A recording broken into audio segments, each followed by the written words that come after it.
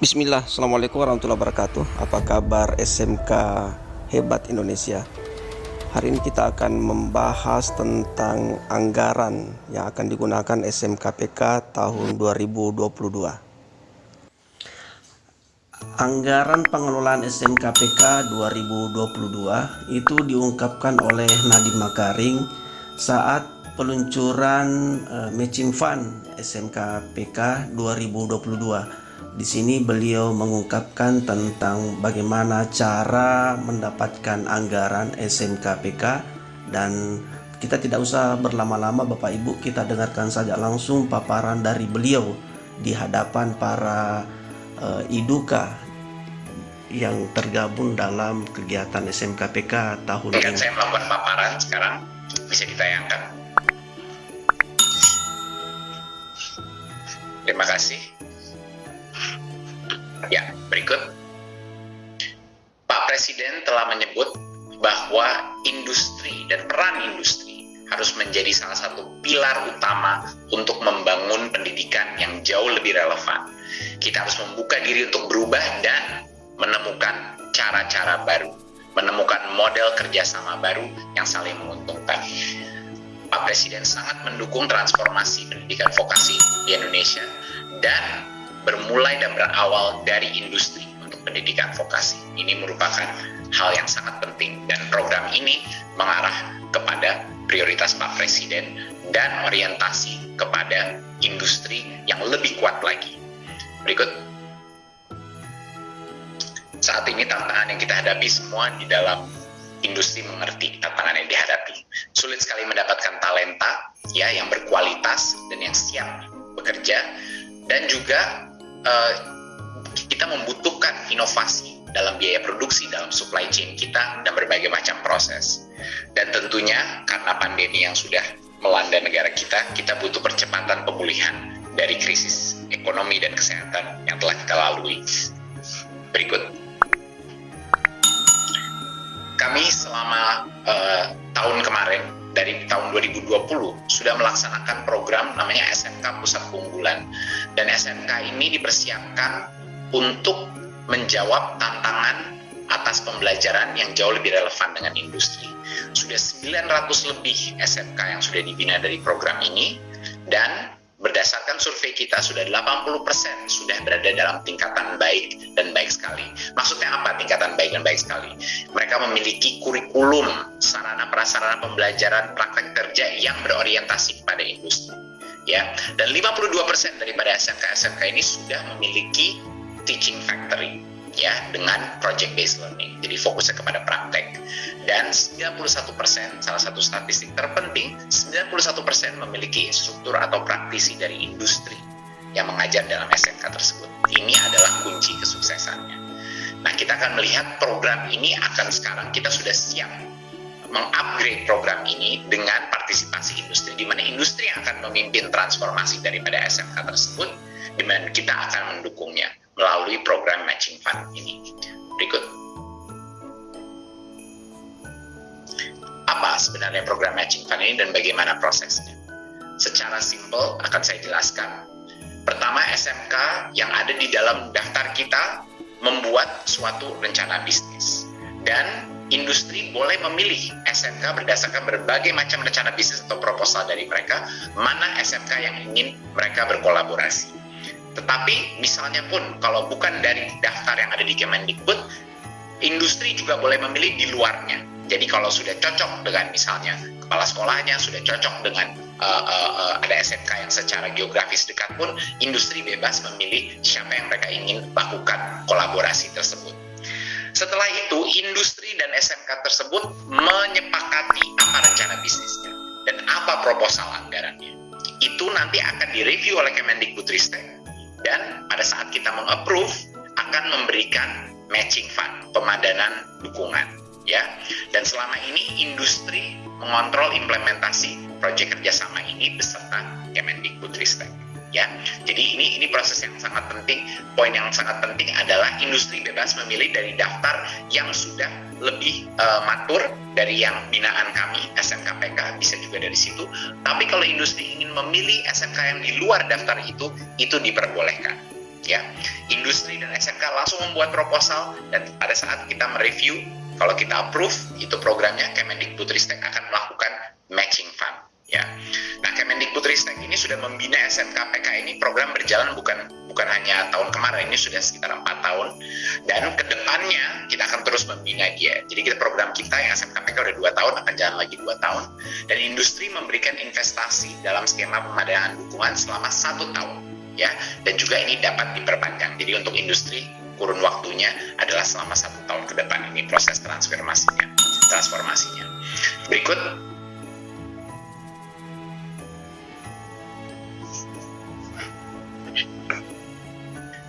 Ya, investasi dari industri itu bisa berupa satu, tunai yang diberikan kepada SMK-nya untuk mereka yang melakukan pengadaannya, atau bisa dalam bentuk barang, ya, in kind, antara lain peminjaman atau hibah ruangan, peralatan, pelatihan guru, berbagai bentuknya. Itu yang akan dikuantifikasi dalam bentuk uang, ya.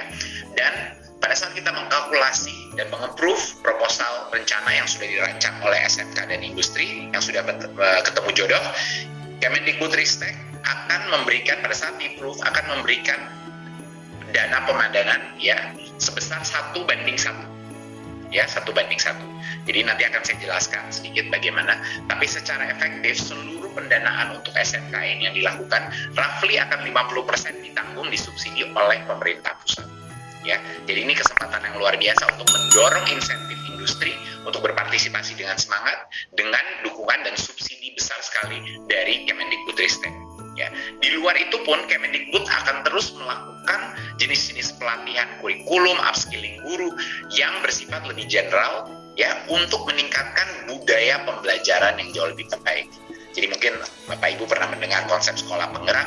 Banyak konsep-konsep dari itu kita akan ajarkan kepada kepala sekolah dan guru-guru untuk bagaimana secara umum menjadikan suatu sekolah yang jauh lebih inovatif dan kreatif. Jadi itu akan secara paralel juga, kita tidak akan meninggalkan industri sendiri. Dari sisi pedagogi dan lain-lain, kami pun akan mendampingi SMK yang juga didampingi oleh industri. Ya, jadi ini boleh pilih, mau memberikan uang atau memberikan barang, itu terserah industrinya. Berikut. Nah, ini salah satu contoh, misalnya bagaimana kita akan melakukan matching fund-nya. Ya, kita lihat contohnya proposal dari industri yang kita approve itu di sebelah kiri, ya. Misalnya 2,45 M itu adalah pengadaan barang, ya, sarana prasarana. Lalu industri juga akan memberikan 200 juta dalam bentuk pelatihan, upskilling, reskilling. Lalu 200 juta lagi dalam bentuk praktisi mengajar yang akan datang mengajar gurunya, membantu membimbing kurikulum dan lain-lain.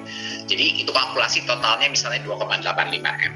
Nah, Kemendikbudristek akan melihat total jumlah itu dan meng-approve total jumlah itu, dan juga akan memasukkan, jadi bukannya 2,85 M total yang akan diberikan kepada SMK-nya, tapi dikurangi biaya yang merah ini, penguatan kurikulum prototipe yang fix, sekitar uang 300 juta. Itu adalah biaya kita melakukan pelatihan, pendampingan, dan lain-lain. Itu akan menjadi bagian dari itu, dan yang akan kita berikan matchingnya itu yang 2,55 M, ya. Jadinya pembinaan dari kita itu yang merah, lalu pengadaan dan tambahan anggaran untuk proyeknya itu akan kita 2,55 M. Jadi ujung-ujungnya akan di matching fund-nya oleh industri dan Kemendikbudristek, ya. Jadi totalnya proposal dari proyek ini adalah 5,7 M, dan secara efektif Kemendikbudristek mengambil 50% daripada biaya tersebut. Jadi bayangkan kalau industri memasukkan uang 5 M ataupun 10 M, Kemendikbudristek akan matching dana itu, dan kontrol daripada pengeluaran itu akan ada di industri. Nah, ini poin yang sangat penting. Mereka lah yang akan memimpin penggunaan anggaran, mereka yang akan meng-approve prosesnya dan memiliki otonomi yang sangat besar untuk bisa mengelola SMK tersebut. Berikut. Ya, ini kisaran beberapa estimasi dana investasi kalau kita ingin mentransformasi SMK kita dengan cara yang efektif, ya. Dan ini terlihat ada beberapa sektor, di mana kalau misalnya untuk kesehatan, pariwisata, ekonomi kreatif, dan beberapa yang lain, ini kisaran jumlah investasi yang dibutuhkan untuk melakukan suatu proyek transformasi itu sekitar 1-4 M. Kalau untuk agribisnis, teknologi, manufaktur, dan energi dan pertambangan, di mana mesin-mesinnya lebih besar, tingkat kompleksitas prasarana yang juga lebih besar, ini dari sekitar 2-6 miliar. Dan untuk kemaritiman contohnya, ini salah satu contoh yang paling heavy capex, itu sekitar 4-10 M. Ya, dan kita bisa melihat ini yang biru adalah yang dari industri dan pemerintah, yang pink warnanya. Jadi benar-benar kita 50-50 dalam penganggaran, tetapi yang punya hak mendrive proses transformasi dan penggunaan anggarannya totalnya itu adalah industri mitranya SMK-nya. Jadi industri benar-benar in the lead. Mereka yang memimpin perubahan ini dan meng-approve semua pengeluaran daripada dana tersebut, dan mereka yang juga akan mementor staff, guru-guru, dan kepala sekolah daripada SMK tersebut. Kita punya minimal investasi untuk hampir semuanya, minimal investasinya 1M, dikecualikan satu sektor yaitu seni. Untuk seni minimal investasinya adalah 500 juta. Tapi kita membuat ini minimal 1 miliar dari industrinya, ya, karena kita juga ingin memastikan bahwa fokus daripada industri tersebut ada minimum fokus, minimum skin in the game untuk bisa benar-benar punya ownership daripada program tersebut. Jadi kita menentukan bahwa minimal yang diberikan oleh industri adalah 1M untuk hampir semua jenis jurusan, kecuali seni yang 500 juta. Tapi ini adalah hanya kisaran saja. Mungkin satu poin yang sangat penting untuk Bapak Ibu di industri, bahwa Bapak Ibu di industri akan menentukan jumlah investasinya sesuai dengan rencana yang ada. Jadi bisa di atas ini lagi. Terserah kita nanti akan lihat masing-masing proposal. Kita tidak memberikan maksimum, tapi kita ingin melihat dulu rencananya seperti apa. Jadi kami sengaja punya minimum tapi tidak punya maksimum, karena kami ingin melihat seberapa aspirasional rencana Bapak Ibu dengan SMK-SMK yang ada. Berikut. Ya, jadi daftar yang boleh ikut ini, ya, adalah SMK yang sudah mengikuti program SMK PK di tahun 2020 dan 2021. Seperti saya bilang tadi, sudah 2 tahun berjalan program ini, dan juga SMK yang baru yang mendaftar program SMK PK di tahun 2002. Ya, jadi setiap SMK yang mendaftar ini akan dikurasi oleh Kemendikbudristek berdasarkan potensi dan kualitas kinerja dari mereka. Jadi kita sudah memberikan menu ini kepada industri. Kita tidak mulai dari nol. Sudah ada beberapa yang sudah kita kurasi. Menurut kita potensi daripada manajemen SMK-nya sudah lebih baik. Kita sudah lama berinteraksi dengan mereka. Kita mengerti potensi dan motivasi daripada masing-masing pemimpin di dalam SMK tersebut. Jadi kita tawarkan dulu menu yang menurut kami punya high probability of success. Tetapi seperti yang saya bilang, ini tidak berarti industri tidak boleh memilih SMK-nya sendiri di luar menu yang kita rekomendasikan. Itu adalah pilihan industri. Berikut. Ada beberapa kriteria minimal dalam program ini, ya. Yang pertama adalah untuk kita bisa bilang program ini sukses dan untuk bergabung dari program ini, industri ini harus memastikan dan membuktikan bahwa dia telah merubah kurikulum di dalam SMK tersebut, ya. Itu sangat penting bahwa industri telah menyusun ulang, ya, kurikulumnya, dan juga terlibat dalam pendampingan pembelajaran berbasis proyek. Jadinya especially yang practical, yang berbasis proyek, yang berbasis praktek, itu yang kita ingin lihat bahwa kurikulum itu sudah ada bukti bahwa berubah mengikuti standar industri.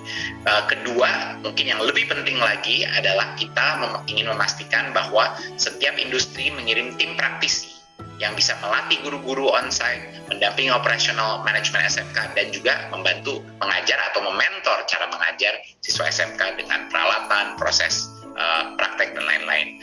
Dan total jam penugasan di SMK ini minimal 100 jam per semester. Ya, itu bisa tim 3 orang, bisa 2 orang, tapi yang dikunci adalah 100 jam per semester. Ya, harapan kita adalah setiap minggu ada touch point dengan SMK ini. Orangnya boleh variatif, ya, bisa terdistribusi dari beberapa orang yang bergiliran, tetapi kuncinya kita ingin mengunci 100 jam semester untuk berpartisipasi dalam program ini.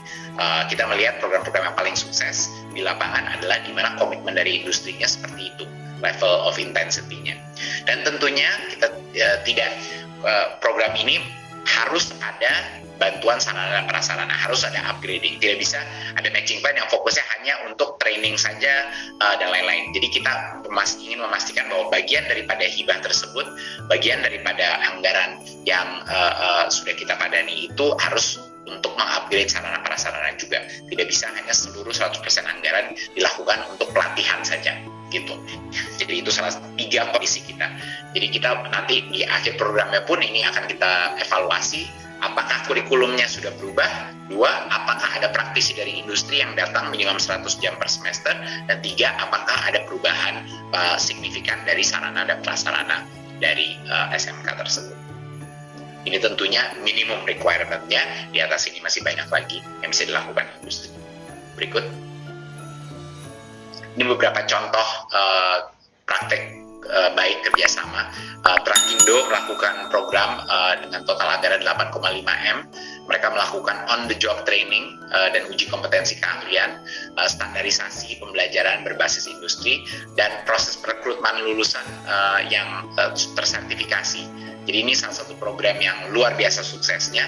Ini memberikan Trakindo talent pool yang luar biasa, supply talent pool yang sangat konsisten dan reliable di dalam seluruh grup Tiara Marga Trakindo, dan juga sangat menurunkan biaya pelatihan bagi calon pegawai dari perusahaannya. Ini salah satu contoh kasus sukses.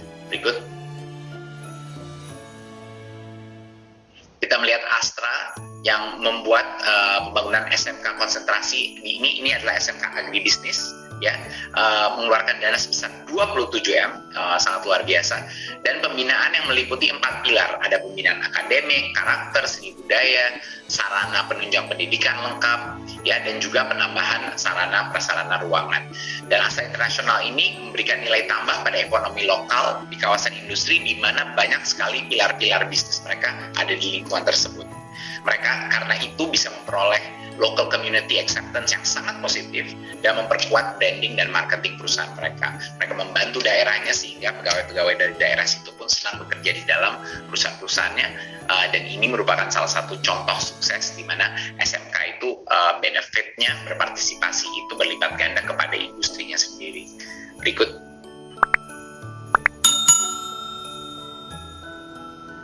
Ya, D-Tech Engineer, dan ini adalah salah satu proyek inovasi yang terjadi di bantuan sebesar 1,2 M. Ini adalah skala lebih kecil tapi sama efektifnya juga cukup luar biasa. Berarti mereka melakukan investasi di mesin-mesin agar teaching factory di SMKN 2 Salatiga ini bisa melakukan proses manufaktur yang sangat efektif. Jadi apa yang didapatkan di Tech Engineering untuk ini? CNC, mesin-mesin CNC itu yang ada di SMK digunakan untuk memperkuat lini produksinya di Tech Engineering. Jadi di Tech Engineering itu men-outsource bagian daripada lini produksi ke SMK. Jadi udah bagian dari supply chain-nya dia.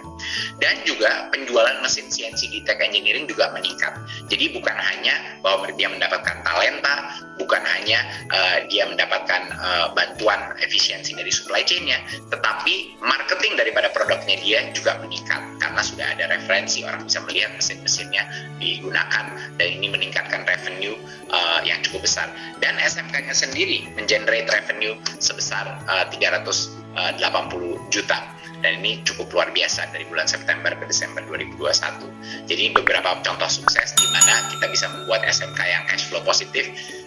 Observasi kami adalah SMK terbaik itu banyak sekali yang cash flow positif yang sudah mengenerate, karena mereka benar-benar punya teaching factory yang bisa menciptakan kesinambungan dari sisi finansial karena produk atau jasa yang mereka lakukan itu baik gitu. Jadi itu salah satu indikator yang sangat sehat untuk SMK sampai sudah menjadi cash flow positif.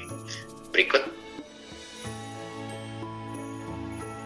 Jadi apa benefitnya program ini bagi mitra industri?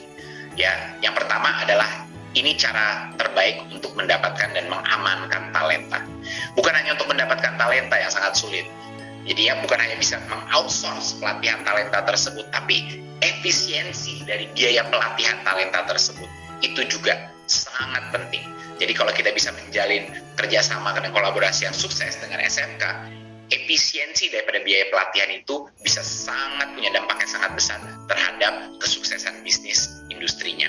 Ya, ketiga adalah SMK bisa menjadi bagian daripada supply chain Anda.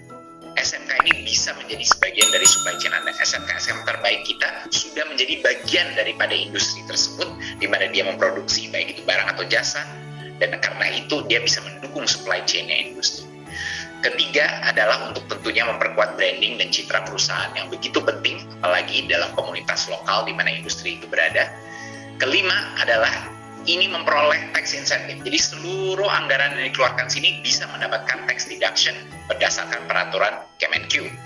Dan jangan lupa, advantage terakhir adalah bahwa 50% daripada project cost yang kita approve, yang datang dari industri dan SMK, yang datang ke kita, 50% dari project cost-nya itu akan ditanggung oleh pemerintah. Jadi bayangkan semua yang, jadi kita bisa, industri itu bisa mengoutsource pelatihan dan juga training dengan cara yang sangat efisien, tapi juga disubsidi oleh pemerintah untuk melakukan program ini. Jadi mau taruh 5M, kita akan taruh 5M, taruh 10M, kita taruh 10M. Jadi ini adalah program yang cukup breakthrough ya, karena kita merasa bahwa di dalam SMK, terutama program SMK Pusat Unggulan, kita nggak mau nanggung-nanggung. Kita benar-benar dalam upaya untuk mendorong transformasi SMK, kita ingin memastikan bahwa industri itu benar-benar nakodanya, ya, dari sisi kurikulum, dari sisi praktisi, dari sisi teaching factory requirements dan lain-lain, sarana prasarana, itu semuanya kita ingin nakodanya itu benar-benar industri.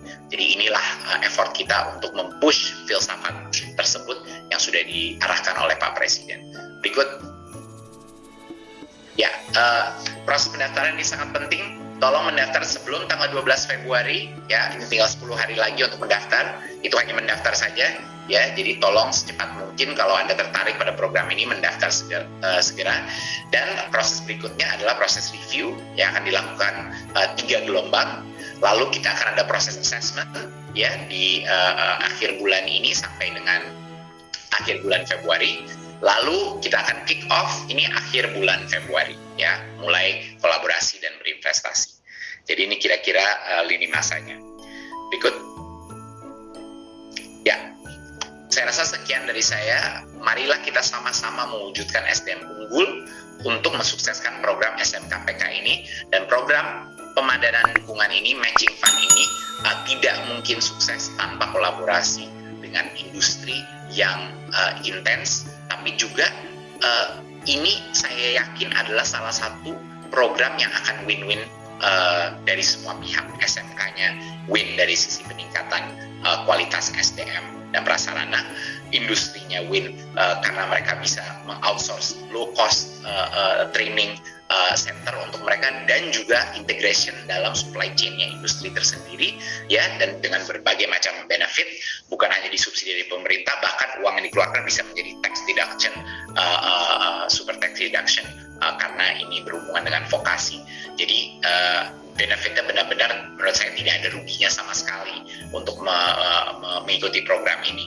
Memang kita butuh komitmen waktu dari perusahaan ini, tapi bagi perusahaan-perusahaan yang merasa bahwa long term financial sustainability daripada organisasinya itu bergantung kepada talenta, ini menurut saya project yang nggak bisa dilewatkan. Ya, paling tidak kita harus coba. Kita tahu ronde pertama banyak sekali industri pasti tidak selalu sempurna dalam ronde pertama, tapi kita sudah melihat dari program-program misalnya di pendidikan tinggi bahwa setelah semester pertama masuk ke semester yang keduanya itu akan semakin baik, lompatannya sangat besar, lalu yang berikutnya dan berikutnya akan menjadi program yang semakin sukses. Jadi ini ada beberapa website smk.kemdikbud.go.id, ya, tolong dicatat nomor telepon dan kontaknya untuk bisa melaksanakan program ini. Berikut. Saya rasa terima kasih, sekian dari saya.